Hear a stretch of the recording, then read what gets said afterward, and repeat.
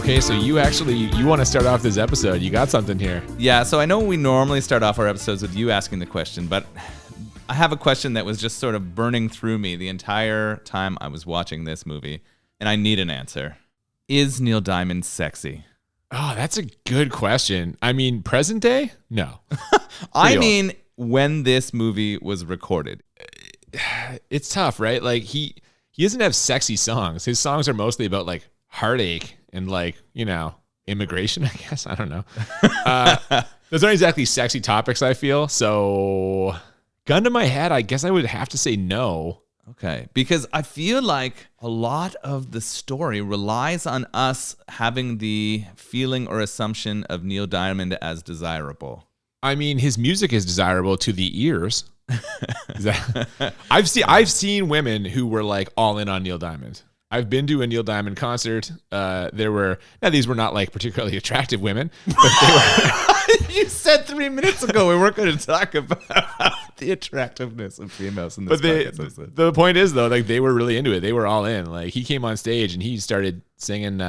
He actually opened with America, and they were just like fucking loving it today. Yeah. So, well, welcome to Bad Movies and Beer. We should probably officially get started. I'm Cooper. I'm Nolan, and we are talking about The Jazz Singer today. It's our third 1980 movie in a row. A lot of good coming out of that year, and by good I mean bad. Yeah, it's funny that we somehow locked in on 3 movies from 1980. This one does not feel like a 1980s movie to me. Feels older, right? Way older. Yeah. And I guess that's because this is a throwback to the original Jazz Singer. Yeah, it's a remake of the original, which was the first like widely successful talking picture. It's not very good either. But now, does this story have a similar trajectory to the first? Do you know? Have you seen the first? Yeah, one? A long time ago. I saw it back like in film school. Similar themes: the Jewish cantor element, struggling with popular music versus traditional music, using your voice for God's work as opposed to your own desires / commercial success / ladies. So yeah, man, like, it's similar, but obviously different in a lot of ways. Neil Diamond and Al Jolson are very different. Not particularly alike, except for one key element that we touch on very quickly. But we'll get to that in a second. First, how about telling everyone about the beer we are drinking today? So we're going to be drinking a beer called Songbird. Yeah. Pale Ale. So definitely a connection here between our main character of our story. Jess Robin. Yes. Terrible fucking name, by the way. Can I just say, what an awful stage name. Yes, he's changed it from Rabinovitz, I think, in the story. So Jess Robin definitely is a songbird. And this is from Bicycle Craft Brewing, and they're out of Ottawa, Ontario. I did a little bit of research on them. I've never been to Bicycle. But again, we've got another sort of group of home brewers coming together to make a craft brewery here in Ontario. What I liked about them was they seem to have a really strong community vibe. So they work together with local people to create different like seasonal beers, and they also do a lot of work in their own community to help people. So I thought that was pretty cool. So, and do they just fucking love cycling, or what's the nature of this brewery being named Bicycle?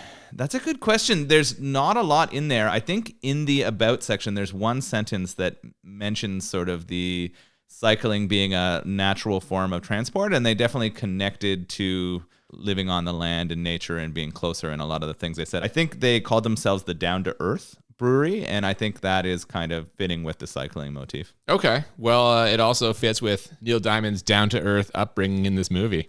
So why don't we crack these open and start exploring that mess? Beautifully. Beautiful? Beautifully? I don't know. I said I was going to stop saying that word, too.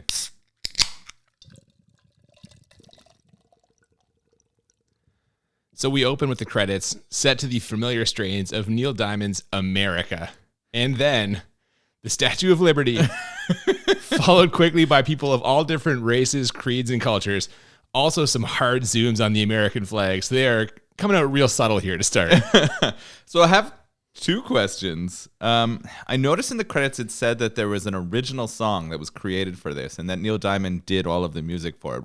What is the original song? I think they all are. Like, I think the whole soundtrack is like this is the first time he released any of those songs. Oh, so it's a huge success. Yeah, okay. So I was trying to listen through and figure out which one I thought was the song, but that makes sense that all of these might be songs that were released then. And it's interesting to know that the album was more successful than the movie. That's not shocking to me. No. The other question I had was, how many movies have we watched where they start with a Statue of Liberty shot zooming into New York City? I feel like all of the movies that involve New York that we've seen have at least had that shot in it, or all of them. Is that just what you do to tell people you're in New York? You have to do the Statue of Liberty. Fastest way to let everyone know that you're in New York. Statue of Liberty shot right away. Makes sense. Now, again, with this, the theme of immigration, they're just hammering you over the head with it here. Like, they're making it very pouring clear. in real strong. We're starting here with, the song that I recognize from Neil Diamond in the movie. You asked which song was the big song. This one, I mean, we'll see later on. Yeah. Okay, so we see a black guy on a city street. He enters a building that we soon realize is a Jewish synagogue. They're in the middle of some kind of ceremony. There's cantors singing at the front of the room, and among them is young Yusel Rabinovich. But let's be honest here, he's just Neil Diamond. He's just playing himself. There's no character work here from him. No, he's just singing. I don't know a lot about Neil Diamond. He speaks Hebrew, and sings a lot in it. So I assume that there is a lot of connections to what's happening in this, to his life in some way. For sure. I will also say those are definitely his sideburns. He didn't have to paste on extra sideburns. Glorious, glorious sideburns. It's hard to tell where his hair ends and his sideburns start. They're so billowy. They really are, yeah. This guy who came in the synagogue hilariously struggles to put on a yarmulke because they make him wear a yarmulke. Yeah, we have some yarmulke comedy. I know that you've had some dramatic moments with the yarmulkes in your life, but we're not talking about that. After struggling to put this on, he makes eye contact with Neil Diamond and kind of motions that they need to go somewhere. At which point, Neil Diamond speeds up the song he's singing, much to the dismay of his father, who, in what has to be the absolute low point of a legendary career, is played by Sir Laurence Olivier. That was Sir Laurence Olivier? Yeah. What? The legendary star of stage and screen. I would not have in 100 years made that guess or gamble. You could have told that to me and asked me to bet my entire house against it, and I would have. Because it's not a particularly good performance. No, we're gonna see that very soon. Yeah. It's just shocking to me.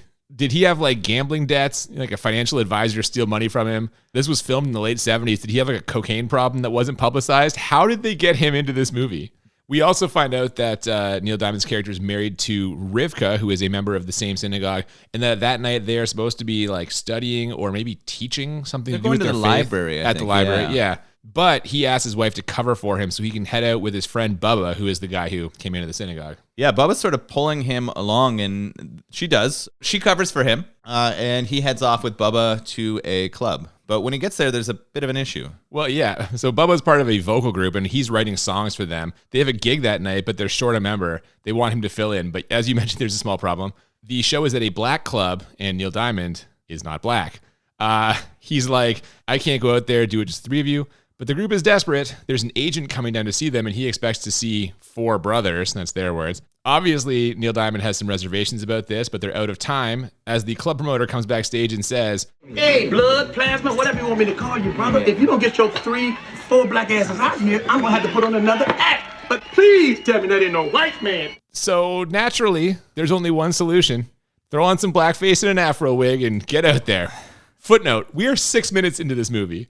Yes. If I asked you at what point you expected there to be blackface, would you ever have imagined that it happened this quickly? No, I would not have imagined this at all. I know the original, like I've never seen the original Jazz Singer, but I know that Al Jolson, for a lot of it or all of it, I think this is one song. Oh, is it just one song? It's famous. It's famous. He sings Mammy, which is, not the most culturally appropriate or sensitive song. Yeah. So for any time. So I know that movie, sort of, right, being the first widely distributed talking movie, featured that, which obviously is racist, right? It is problematic. And it was interesting that they chose, 1980 is not where we are now. There would never be a film production that put a character in blackface current day. Never is probably the wrong word. But Always Sunny in Philadelphia did it just a couple years ago. But it was meant to be like parody, which this is. See, here's my problem with this. They're clearly trying to do a nod to the original. Yes. They create a reason for it. He's not really on board with it. he's pressured into doing it by the black guys. I don't know how to take that because I don't know. I mean, I get you want success. There's an agent coming. I feel like that's still a line that a lot of black people wouldn't cross, no matter how much you want success. No, I agree. I think that it's interesting that the writers chose to make that a choice. Like, I like that it just wasn't him going out there and not caring about it. Oh, they're working real hard to make it like not his decision. But it was interesting that they chose to do it. So he goes out there on stage and they're performing together. And what happens during the performance of Yo Baby Baby? Well, despite him not looking or sounding even a little bit black, they get most of the way through the song before one particularly observant audience member, played by Ernie Hudson, star of Ghostbusters and, of course, the Human Tornado. Yeah, I noticed that, actually. I was excited by that. Yeah, he notices that Neil Diamond's hands are unmistakably white. See, he did the blackface, but he forgot to do the black hands. So close. And he was playing guitar, which kind of hit it, but then once he gets into this sort of really big clap, it became quite obvious. Yeah. Now, Ernie Hudson is understandably incredulous, and he outs Neil Diamond and tries to get him off the stage. Neil Diamond punches him in the face, which starts a brawl in this club that somehow doesn't end with the entire audience beating the shit out of Neil Diamond. So this was interesting. I know that they're trying to set up some conflict in Neil's life. They need a reason to show us that there's an issue between his cantor singing and his father's expectations of him and the things that he wants. But I was trying to decide what was worse in terms of racism here. Was it the fact that, of course, it broke out into a full club brawl in the black club, or that Neil Diamond was in that black place? Because I think both of them are pretty sort of stereotypical and insulting. Okay, first of all, I feel like people wanting to fight him for this is totally justified. Like, that would happen. He would get his ass kicked. The thing that I don't agree with is why, like, they're fighting amongst themselves. The audience starts punching each other. Why wouldn't they all just be beating the shit out of him? That's crazy to me. Yeah, I agree with that. I agree that the anger towards Neil would be appropriate. I think the way they depicted how the crowd acted was sort of following along stereotypes. Okay, like any excuse, they start punching each other. It's a whole giant thing. Exactly. Yeah. That's what I felt like was shown in there, rather than like a concerted effort. They should have just picked that guy up and thrown him out of the club, right? There didn't need to be a fight that ended the night, right? He deserved to get the shit stomped out of him for that. But, the cops eventually come, break this all up. And the next time we see the four brothers, they're getting bailed out of jail by Neil Diamond's father. He is not impressed, especially after Neil Diamond tries a bullshit excuse that a funny thing happened on the way from shul, which made me chuckle. I like that his friends try to back him up too on this here. Bubba and the others start to try to back him up. His one friend starts dropping some swear words, and they have to correct him in there. Oh, yeah. Sir Laurence Olivier looks at these three black guys and his son and then says, "It's not tough enough being a Jew?" And then walks off to fire his agent. Sorry, that took me a second. I was thinking about the comment he made, right? It's an interesting comment that they throw out here, right? Because they're saying that it's more difficult to be black than it is to be Jewish in New York, which was an interesting sort of discussion that they don't pursue after this, right? Like, it just kind of walks away. No, but it does kind of give you an idea of like the social hierarchy at the time, which continues pretty much to this day. Yes. So like, yeah, he's kind of saying to his son, like, we have it hard enough. Why are you trying to make it even harder? This is also the scene when we first hear Neil Diamond's stage name, Jess Robin, which again, while we can all agree it's probably a better stage name than Yussel Rabinowitz, it's still pretty terrible. He sounds like a low-level teen girl pop star. Yeah, that is exactly what I pictured, especially from the 80s. Like, the name Robin and both Jess, he should be singing very poppy songs at a mall. Yeah, definitely, man. Yeah, he's a songbird. The next morning, he talks to his wife, and we find out that his father had no idea he was moonlighting in the pop music world. So Sir Laurence Olivier is extra unhappy, which is quickly confirmed by a scene back at their apartment where he chastises him for using his voice outside of the synagogue. He's a cantor, and that should be enough. But it's not enough for Neil Diamond, who wants a place for him and his wife and eventual children. They have a big argument about God and tradition. And someone please correct me if I'm wrong, but this German Jewish accent that Sir Laurence Olivier is using, it's not good, right? This is like a bad... It's not good. I was shocked to find out just moments ago that it was Sir Laurence Olivier. I was really struggling with the performance of the father in this. I didn't notice the accent as badly, but it was not a great performance. Both the expression of sort of anger and sadness that come off like really cheesy, and he is really chiding his son here, right? I guess there's 5 generations of Rabinowitz as being the cantors for the synagogue. And I don't know a ton about Judaism or the religious ceremony, but what it becomes clear here is that there's a large community of people who rely on each other, and they don't really go out of that community, and his father wants him to stay within that community. Yeah, and he browbeats him into backing down here. Sure enough, Neil Diamond says he'll just be a cantor, he'll do things the traditional way, but some cracks start showing up almost immediately when he hears from Bubba that the group has a gig in LA singing backup for a big-time musical act. It's Keith Lennox, Mr. Platinum himself. So this is funny. We're going to meet Keith pretty shortly, and I have a question about that too. Is this about the time too where he's sort of struggling with these decisions and his wife is with him in bed and he abruptly turns down sex with her? Yeah, he tells her how he feels about all this, but she doesn't understand. And then she tries to, cheer him up by sexual advances. But no, he turns her down and steps outside to write the first bittersweet bars of Love on the Rocks.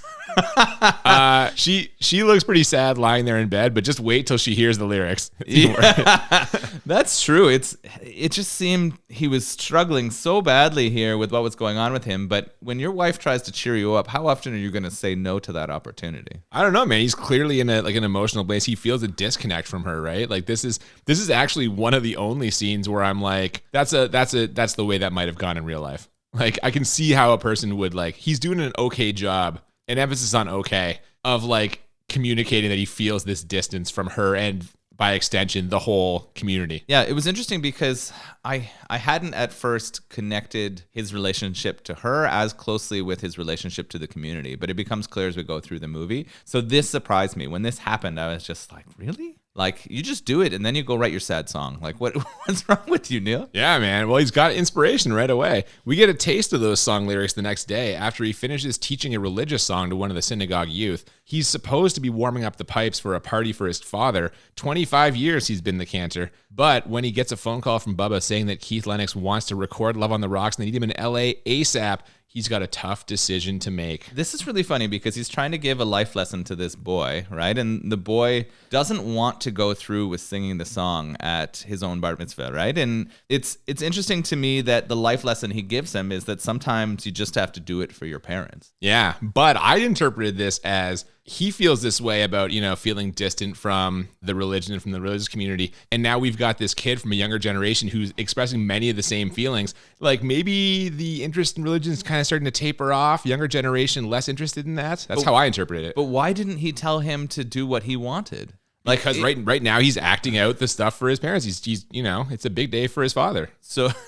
he's trying to convince everyone, but really he's trying to convince himself. That's all it is. It's a layered performance, nuance. I'm gaining new respect for this as we talk about it. So I start asking, why did they make this film about this time? I have no idea. Because Neil Diamond wanted to be in movies, and this was the most palatable script. And this is how you do it. Is this just a way to sell an album, right? Is this a way to promote Neil Diamond in another avenue, or do you think he really thought he could act? Oh, he wanted to do it. From everything I've read, he very much was interested in a movie career, and it wasn't until after doing this one where he was like, maybe this isn't for me. I guess that's good on him for deciding afterwards that he couldn't hack it, right? Because he's really struggling this. He feels like a poor man's Neil Breen to me right now. Oh, come on.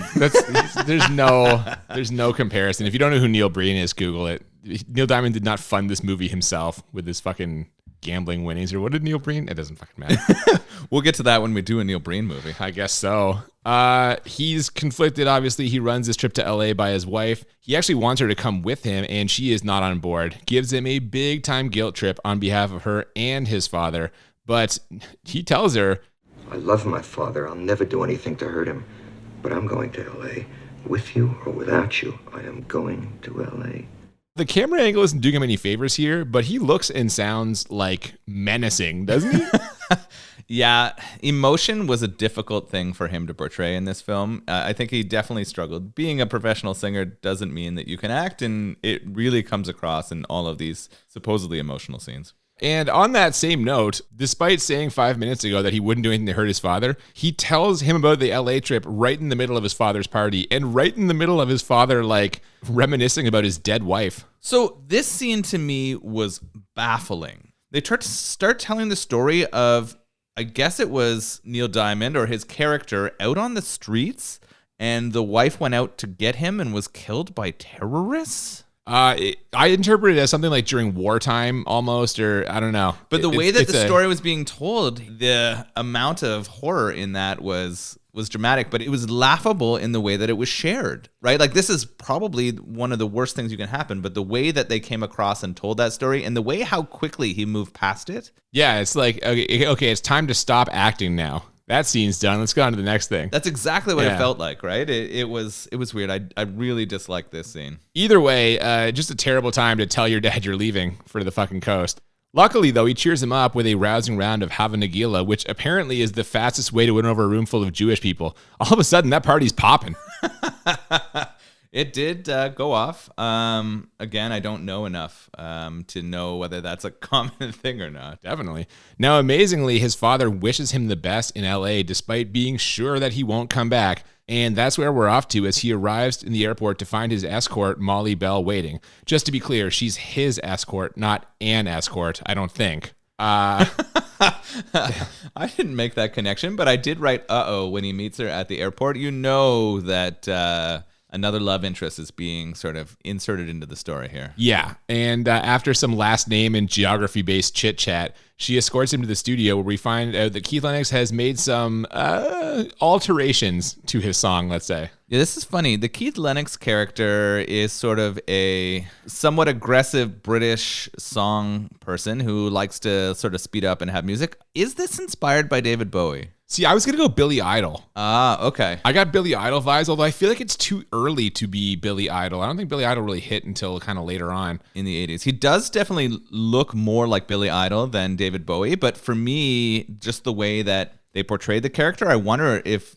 this was sort of Neil taking a shot at David Bowie. The thing is, this guy's got a much more like kind of punky edge that David Bowie doesn't have. Like, apparently Bowie could be very cruel, but he did it in like a very kind of like more like icy, almost like classy way. I don't know. Yeah. So either way, they're clearly alluding to a certain type of music that Neil Diamond's not on board with. He doesn't like this version of the song, unsurprisingly. So Lennox's manager sends him in there to get his ass handed to him, which he does, but only after performing the song in the classic Neil Diamond way that made it one of his greatest hits.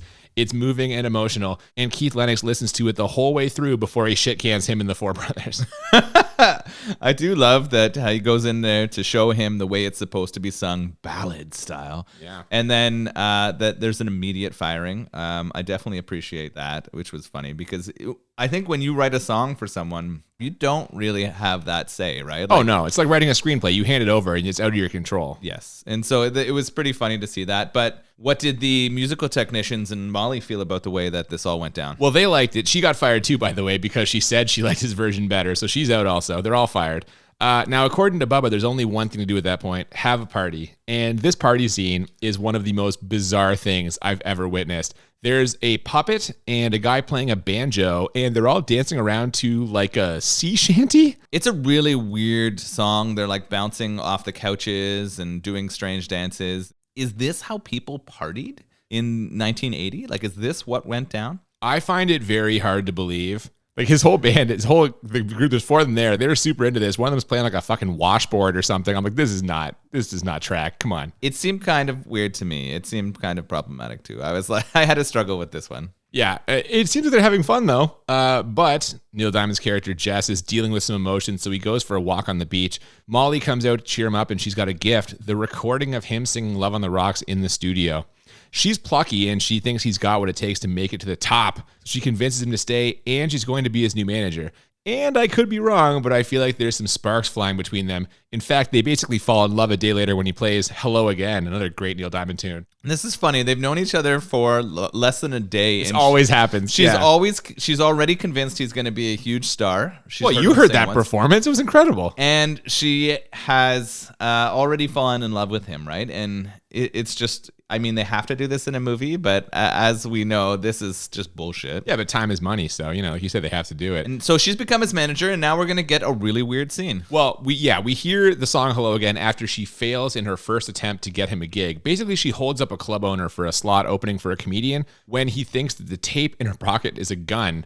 It doesn't work out, but quickly his old pal Bubba comes through with an opportunity at the club where he's working as a waiter. Now, Neil Diamond makes the most of this, and the club owner from the car even shows up, and after seeing him crush it, gives him that opening slot after all. Now, speaking of opening slots, Molly is so excited that she kisses him right in the mouth. Yeah, this is funny. So they were running out of time to get this gig, and Molly really wants him to stay, but Neil's sort of dedicated to only being there for 2 weeks. He still is going to go back to that life. She offers him her body if he will stay. She literally says the words, "I will give you my body." But now, hold on. To be clear, she does it in a comedic way. She's not like literally, like she's not like undressing, being like, "Please do me, Neil." Yes, she says it in jest, but I think she's serious in the way that she expresses it. She would have, if Neil was into it, got down. Second time in the movie, a woman offers herself up to Neil, and Neil gives zero response. Right? He's married, though. Just deadpans it. This is him being a good guy. You just already told us that he has no love for the other woman, his wife, that he's turned down. She asks him if he would prefer pizza, and this I thought was funny. Well, he goes for it. He's a New York boy. So they do. They go get some pizza. Probably gonna be terrible though. He's used to New York pizza. He's gonna have California pizza. No.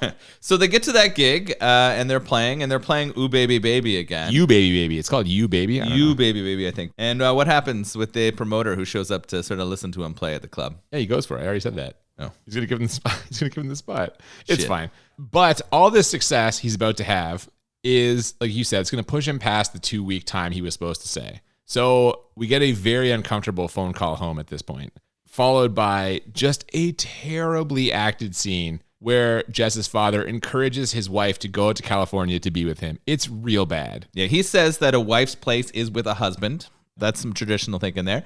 And it's also her job to go get him and bring him back. Yeah, she's basically like, she knows how this is going to play out. She's like, he's gone. Fuck it, forget it. It's over. But yeah, she agrees to go get him. Now it's time for the big performance. Jess Robin walks onto the stage to chants of "We Want Zany." That's the comedian he's supposed to be opening for. So it's going well. But he somehow settles them down with the song "Summer Love," which I'm a huge Neil Diamond fan, and even I don't like that song. It's terrible. I was not impressed in his stage performances here. I am not a Neil Diamond fan. Oh, come on. Even after this? Especially after this. I found all of these live performances painful. All of them. Hang on now. There's only one performance in this entire movie that I appreciated and enjoyed, and we'll get to that much later. We're watching here, and this is reminding me of the Village People movie we watched, You Can't Stop the Music, from our first season. I almost feel like the song performances now were better, though. Way better. I'm getting really similar vibes to that. I was excited going to this movie. I love musicals. You know this. I love music. And it is not being pulled off for me here. Neil Diamond singing at this concert and all this stuff. It is actually during this scene that it made me ask whether Neil Diamond was sexy, because you see him trying to perform to this crowd, and he's trying to pull off his best sort of like. Well, but it's not his best, and that's my problem with this. This song is a terrible song for him to lead off with. No set should open with this song. Hey, producers, maybe keep one in the chamber for the big scene, huh? Maybe have like a better song back that you can hold back to You Unleash. Now, luckily, the second number kicks it up a notch. It's My Louise, and that at least gets the people clapping. While this is going on, his wife arrives. She meets Molly and pretty much cuts right to the chase, asking if she's been f***ing her husband. Awkward. Yeah. It's funny because Molly's honest. She lets her know that she did offer up her body, but instead they got pizza. And the wife laughs at this, and they kind of seem like, okay, we're good. Yeah, the answer is no for now, so at least she doesn't have to worry about that. But what she does have to worry about is how much the people love Neil Diamond, and more importantly, how much he loves performing for the people. This is a problem. And after a very dramatic conversation backstage where she basically tells him that this wasn't what she signed up for and she wants their old life. Maybe you can break away from it, but I don't want to. I should have taken you out of that apartment years ago. You sound like my father. I've always been like him. You're the one that's changed. You're damn right I've changed. I finally found out where I belong. It's not back there, it's here. She literally runs away from his dressing room. He slams his fist against the doorframe in anger. This whole sequence is hilarious. It's just terrible. Her running is bad. The angry fist slam is bad. Like, I was just laughing out loud, which was not the intention, I'm sure. Yeah, it's really bad. I'm actually kind of like not enjoying the music or this sort of conflict with the wife and Neil. I'm not pulled in at all. I'm not believing it. I think I'm looking at the back of the DVD at this point. And, how much longer? Well, a little bit. And I notice as well on there that there is one quote. And that quote is from Christopher Sharp of Women's Wear Daily. Oh, that was a low pull. That was the best pull this could get. And it says, you'll want to see it a second time. That was the quote on it. I'm laughing my ass off because I'm like, I'm not so sure I will. Oh my God, that's incredible. The best quote you can get is from Women's Wear Daily. Yes, that's the support this movie found. Oh, fuck. Well, it looks like their marriage is over. But luckily, he still got Molly, except she's also disappeared and won't return his calls. He finds her about to ship off to Acapulco with some guy named Tommy who is in desperate need of a back wax. I was going to say, Tommy has got a natural sweater. She's distant, and he almost walks away, but he comes back to tell her that he has feelings for her, and he doesn't want her to go to Acapulco with some dude. Turns out they were only going to Catalina for the day, so he playfully sprays her with a hose, and then we get a montage. Just for you. Oh my goodness. I'm struggling so much with this unrequited love into love immediately that the montage doesn't do it for me. The part that is funny as I think we kind of end the montage on her serving him a giant ham.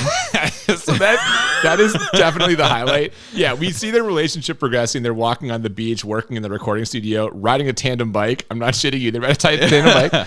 And yes, it ends with her trying to serve him a ham. He can't eat ham. It's a ham for 20 people. It's a huge ham. It's not even like, it doesn't make sense to cook this giant ham for two. And the fact that he's Jewish is hilarious. Well, but also, it takes a while to cook a ham. At no point in this process was he like, what are we having? Is that ham? Like, he would have smelt the ham 4 hours before There's it was no ready. way this happens in real life, but whatever. Absolutely And then her reaction is fucking funny. This all ends with him guiding her through what appears to be some sort of religious pre-sex ritual. There are 2 absolutely incredible 5-minute stretches in this movie, and this is one of them.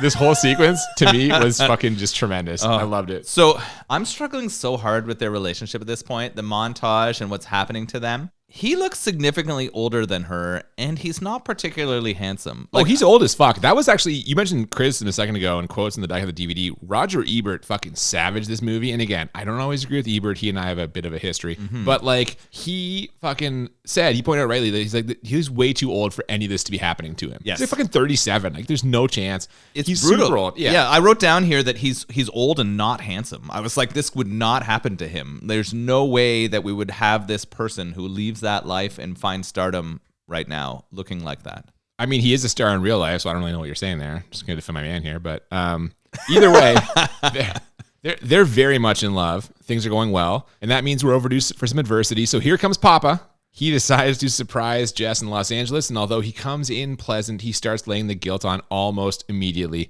He asks him to come home literally 2 minutes after he walks through the door, and we get some fireworks. Well, not fireworks. That implies good acting. We get some like party horns and those things where you blow on them and they uncoil. That's the best I can do. The kind of anticlimactic uncoil. Yeah, that's kind of what happens. I agree. Anyway, things really take a turn when Jess tells his father he's getting a divorce like 10 seconds before Molly walks through the door, which, again, so fucking contrived. Papa Rabinovich fires up, tears in his eyes, and says, No. I have no son. And then he tears the lapel off his jacket, which Neil Diamond explains means he's now dead to the father. And again, Sir Laurence Olivier, not great. Not a great performance. This was the best worst part of the movie. I laughed my ass off at Olivier's performance here. It was so unbelievable. I was really struggling. There was not a lot of parts that I found funny or enjoyable up until this point. This was funny. And the worst part about that is this is supposed to be the most dramatic part of this movie, right? This is the part where he is struggling with family and success, and he has just lost family. It's gone. Oh, yeah, and now we get into the dark times. That night, Jess hammers the keys of his piano dramatically, and the next day in the studio, he starts shitting all over everyone there. He's basically acting the same way Keith Lennox was, and when Molly tries to call him on it, he storms out. Now, this is exceptionally bad timing because right before that, we find out that she's pregnant. So again, they are just slathering on the drama. Just trying to make layers of things that are going wrong in his life, and it's just not working. He leaves the studio and tears off in a car, nearly hits a cop. Yeah, I remember that too. He almost kills 3 people. Yeah. He was walking around, he just drives over them. And I was like, at this point, I was like, this is going to get good. He's going to do something angry and stupid, and this movie is going to start getting fun. Well, now hang on, though, because I'm sure for you it does get good, because this is where we get the introspective montage. Nope, Come on. you're wrong. This is where it gets boring because Stop it. he becomes a hitchhiker and then he turns into a fucking cowboy. Yeah, he drives out in the desert till his car runs out of gas. Then he, I guess, like walks to a Greyhound station because we see him getting off a bus in Laredo, Texas, where he grows a beard, buys a guitar from a pawn shop, and hitches rides across the country, stopping only for the occasional beer, cigarette, and hopefully meal. This is all set to Songs of Life, which... it's a good soundtrack, but they can't all be winners, you know? It's not great. All of this made me feel like they were trying to create a classic movie feel. So all of the sort of shots that they were taking, the music they used, made it feel like a much older movie. And so I assume that is sort of an homage to the first one, I guess. I don't know. That's kind of what it felt to me. They were trying to make it feel like a classic film. There's a shot of him in the diner while it's raining, and it might be the worst moment of this entire movie. If we post, when we post on social media information about this, that has to be the screen capture, is that sad face of Neil Diamond with the rain washing down. He's going through a lot, man. He's basically thrown his burgeoning recording career away to live the life of a musical hobo. The transformation to me is so weird. He like lets the beard grow, he gets the hat, and he becomes basically a cowboy Texan. And I want to know if this movie is implying that all cowboys were sort of love-lost Jewish cantors. Well, we know from the song Every Rose Has Its Thorn by Poison that every cowboy sings a sad, sad song. So clearly they've all been through some sort of emotional trauma. So maybe this is, so they don't have to have been cantors before, but they all had to go through a trauma to become that cowboy life. Clearly, that's like a requirement. The other that's why every question- country song is about fucking, bad stuff. So the other question I had, and this relates to our conversation about blackface earlier, is I don't know if you noticed, what was the big thing hanging in the background of his performance at the country bar? I didn't know. Was it Star of David? A giant Confederate flag. Oh. Yes. Didn't notice that. Yeah. So they're really hitting a lot of racist notes in here. They're just... Well, no, okay. I mean... I got to stop you. Listen, in 1980, you would have found that all over the place in the South. Yeah. I'm not going to disagree with you. I think it's probably was put into the set making to help them tell where they were. Yeah, they're establishing location. Right? They're establishing location. I just thought that popped out to me, too, as I was watching as a sort of difference between now and then. Okay, that's fair, because I sometimes accuse you of viewing movies. You're unable to separate our current time from the time in which it was made, in my opinion. Yeah, well, that's fair. And that's why I kind of had to jump to defend that, because like that, I think to your point, is just establishing location. And is it racist present day perception? Yes, 100%. But that was just a common thing. It was all over the place because people identified it more with like Southern pride. Yeah. So I know I derailed this there a little bit. Okay. He becomes a cowboy. He Yeah. literally turns into a cowboy. He buys a cowboy hat and he starts performing at a cowboy He's bar. singing country music. Now, this is the biggest leap of all movie leaps. Bubba finds him playing at some podunk country bar because, in his words, one musician can always find another musician. Despite there being no GPS, internet, cell phones, or anything else that would have possibly let him know where he was. His friend comes, and Bubba has some pretty important news for him. Well, yeah, it turns out that it wasn't Molly or his father who sent Bubba to get him. It was the infant son he didn't know he had, because I guess he's been gone for like a year. Like this rattled me. I'm like, he's been gone for that long. It seemed like a couple months, maybe. Yeah, no, apparently he's been gone for a really long time. It's hard to tell that based on the filmmaking. The only thing that maybe tells me that is that the place that he performs in has dramatically changed from the start to the end. We've seen it grow a lot and the people there. But guess what? He's found out he's had a son. He's a dad. He's going home. Yeah, he's going to return to his old new life and rejoins his wife and child to the sounds of Hello Again, because he's saying hello to them again. Jesus Christ. This scene on the beach where he meets his child and she sort of like holds it up and he kisses its head and they have this family embrace is awful. Yeah, it's like pretty bad. I struggled super bad. You know what also is horrible about it? Neither of them are supporting the child's head.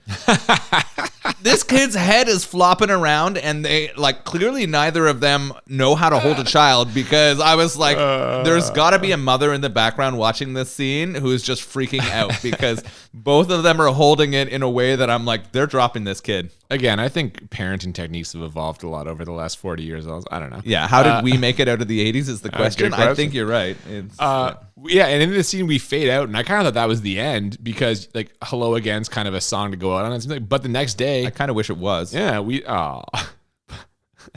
but the next day, we see the same promoter / club owner from earlier getting in his car, where, surprise, Molly is waiting for him, trying to get Jess a slot on Zany's Autumn Special in New York. After some terrible back and forth, the promoter agrees, and from there we cut to rehearsals where Jess is visited by his father's old friend Leo on Yom Kippur, no less. Yeah. So he was sort of practicing for his big performance. He's going to get a chance again, a second chance. This movie is all about second chances for Neil, right? He's going to get it second chance at love, second chance at fame, second chance at family, maybe. And this is what Leo's here to offer, right? He's saying it's Yom Kippur. Your father can't sing anymore. We need a cantor, a Rabinovich cantor, to come and sing. And does Neil want to go back and do it? Well, he says no. Yeah, his father, as you mentioned, has high blood pressure. The synagogue doctor won't let him go on stage because yes, that's exactly the issue. Yeah. No, he says no. But Molly pushes him to do it with a speech that makes a lot of sense. Still, we dissolved the synagogue not knowing for sure if Neil Diamond will sing that night. No, I'm just kidding. We know he will. Obviously, that's what this is going. It's visible a mile away. Yes. He emerges from a door, makes his way out, so he's standing behind his father, and he belts out a rendition of Kol Nidre so hot that it melts that old man's icy heart. Well, kind of. Yeah. I am actually super drawn in this song section. I am a sucker for choral singing, and it is a really good performance of the, what is this song? Kol Nidre. I really enjoy it. I'm here, and I'm loving this part. I was, like, happy that this happened. And you're like, okay, maybe his dad's going to be like, we're going to get this back, but... Well, it takes a little more convincing. The old man finally cracks when Neil Diamond tells him, I understand. You have no son, so you have no grandson. Suck it, Pop. You just got transitive propertied.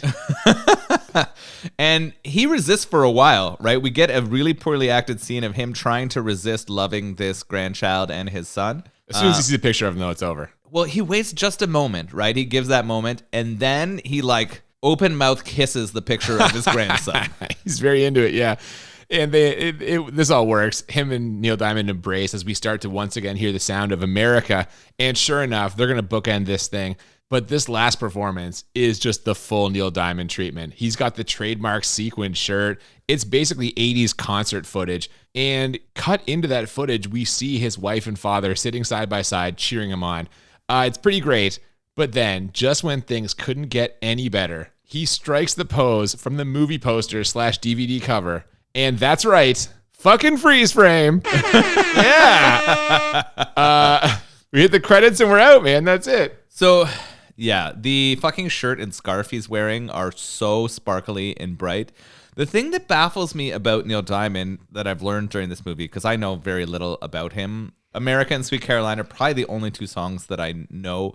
The fact that Sweet Caroline didn't appear in this film was really disappointing. Come on, man. Different era. But I don't understand why he's so flashy on stage, yet his music is so boring. Oh, how dare you. Spoken like someone who's never seen him in concert, okay? He's got some up-tempo numbers. He's got some great performances. He's kind of a crooner at heart. But listen, dude, he's got plenty of good stuff. And I guarantee you know more songs than just those two. You just don't realize they're Neil Diamond songs. I recognized Love on the Rocks, and I probably recognized Hello as well. I am not a Neil Diamond fan, is what it turns out. I did not enjoy his performances in this film. You're going to have a chance to rate them right now because we've reached the part of the podcast where we rate the movie. Now, of course, hopefully by now you know the deal. We rate it 2 times on a scale of 1 to 10. 1 to 10 for how bad it is, 1 to 10 for how enjoyable. And the goal is to find a movie that is 10 out of 10 on both scales, or as we call it, the Crit 20. And I'm going to go first for how bad this movie is. Listen, I love Neil Diamond, but it's pretty fucking bad. He's not a good actor. It is no surprise that after this, the only other movie appearances he made were playing like versions of himself, comedic or otherwise. This movie did not need to be remade. They did it in a way that I get what they're going for, but they missed the mark on a lot of things. Acting, not great. I don't know what the fuck Sir Laurence Olivier is doing anywhere near this thing, but he stinks also. Other than the songs, like, there wasn't a lot in it for me. I mean, I laughed at a lot of parts, but that wasn't what was supposed to happen. So I actually have this as a 9 bad. I couldn't go full 10 because the music redeems it for me a little bit. But yeah, it's real bad. What do you think? We locked in together. It's 9 again. Okay. We're pretty close on bad most of the time, I think. Enjoyability is usually the one where we kind of diverge a little bit more. I'm assuming we're going to diverge there on this one. Probably. I think so. I really struggled with the acting, with the storyline. As you say, now considering the times, and then I know it's hard, but the sort of racist elements that were in it, believability was an issue, and I just don't even understand why they remade it. So it's a 9 bad. I'm gonna lock it in there. That's fair. I'm almost afraid to ask, but how enjoyable do you have this movie on a scale of 1 to 10? Okay, I found it slow. I didn't enjoy the music. It felt like a promo for an album and not a movie. Just like The Last Dragon. So it reminded me of The Last Dragon. It reminded me of the Can't Stop the Music Village People movie, right? Like those two I was driving back to. The parts that saved it for me was when he got angry and turned into a cowboy. Okay. I laughed a lot at that. That was kind of fun. And the finale I wish there was more of the performance energy that showed up in the finale. I understand you're trying to tell a story about someone who's breaking into stardom, but if you're going to make a musical performance movie, I want more of that. I found this less fun, less bright, and more slow and boring than the Village People movie. Like Can't Stop the Music was a much superior movie to this. Oh, I agree. In terms of almost everything you're describing, it's brighter, it's more colorful, it's like faster paced, Neil more Diamond's fun. music, this is more boring and slow. How dare you? Yeah. How dare you? So I wrote it as a 4 enjoyability. Oh my God. Jesus. Yeah, we are worlds apart on this one. And I expected that because I am a huge Neil Diamond fan. So for me, the performances are great. As someone who enjoys bad movies, there was a lot here for me to enjoy by like laughing at. And so I did. I enjoyed it very much. Anything from this time period, I'm so fascinated to see what the world was like. And we get it here through some of the things you're describing. And yes, some of those things are racist and very problematic, but it's still for me interesting to kind of like view this almost like it's like a time capsule. I had this as an 8 enjoyable, but of course, because of the fucking freeze frame, I'm giving it the standard +1. I have this as a 9. Holy fuck, you more than doubled my enjoyability I really rating enjoyed on this it. movie. But again, I'm God. a huge Neil Diamond fan, so it makes sense that I would. One thing we didn't mention that I want to mention now, did you notice how whenever there's a very dramatic scene, he was never look someone in the eyes. He'd always be like looking at like their chin. He was like intentionally looking lower.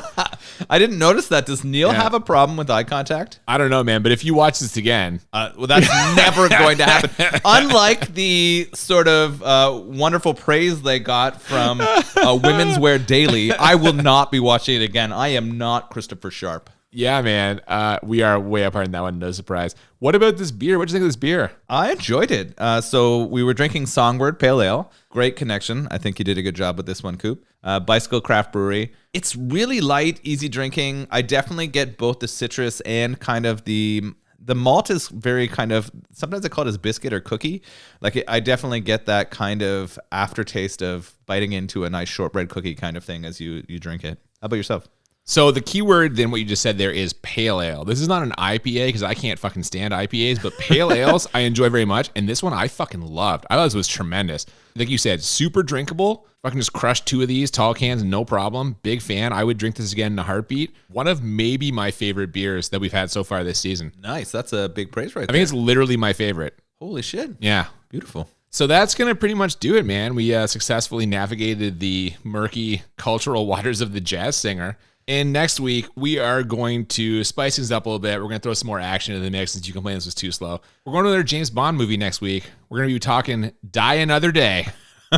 Is this Pierce Brosnan? It is the last Pierce Brosnan Bond, the 20th Bond film. And it's not great. We're going to see it. I kind of have fond memories of those. These came out right as we were like early to mid-teens. So I think that it'll be a good laugh for sure. We enjoyed Moonraker when we watched it last season, so I'm excited to watch this one. Yeah, it should be enjoyable, if for no other reason than to kind of walk down memory lane. I mean, at the very least, it'll be a faster paced, more action packed film than the one we watched this week, so we'll get something out of it for sure. Until then, if you have not already, please follow us on social media at the BMB Podcast on Twitter and Instagram. If you have any suggestions, you can slide into the DMs or you can send us an email at thebmbpodcast@gmail.com. Yeah, we just did Flash Gordon last week. That was a request. We're going to have another one coming up soon. And also, we forgot to mention the last time, the YouTube channel. We are posting our previous episodes on YouTube. They're just audio. There's no video, but in case you want to listen to them on there. But that's going to do it for this week. I'm Cooper. And I'm Nolan. And we'll see you next time on Bad Movies and Beer. Keep it jazzy. Sometimes you have to risk it all.